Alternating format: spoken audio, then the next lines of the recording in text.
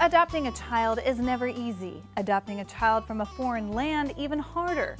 Adopting a child with a heart condition from communist China, now that takes dedication.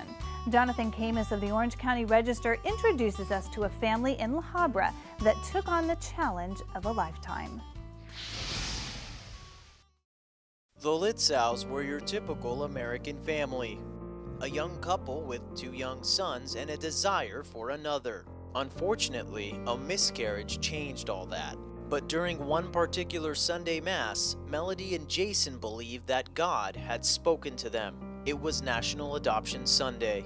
We came home and had lunch, and I kind of jokingly just said, turned to Jason and said, "So, are you ready to go get our daughter?" And he, stern face, looked at me and said, "Actually, yes." And I was like, "What?" The Litzows had a heart for China, and they decided they would adopt a baby girl. Melody suggested to adopt a child with a heart condition, since she herself has a pacemaker. After a year of paperwork, they finally got the call. Hannah was waiting.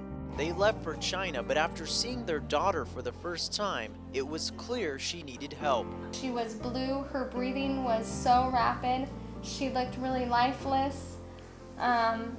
And we just thought, how are we going to stay here in these 2 weeks with her? But as soon as they tried to board the plane home, the Chinese government stepped in. I have my other 2 boys that are at home, and I'm just like, we just need to get home. We need to get her the care that she needs. We cannot be stuck here in this foreign country. After U.S. mediation, the Litzows and Hannah returned home. Her brothers could barely contain themselves.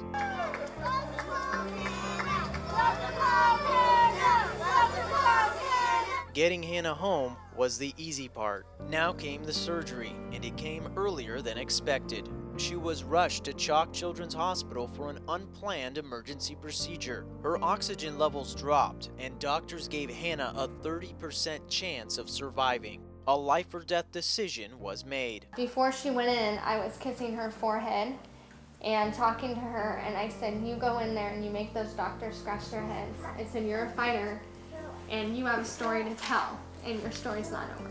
The surgery was a complete success, and although Hannah receives oxygen constantly, doctors believe she will be off of it in a matter of weeks and live a completely normal life.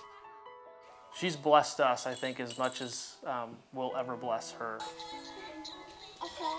We just can't even imagine her not being in our life.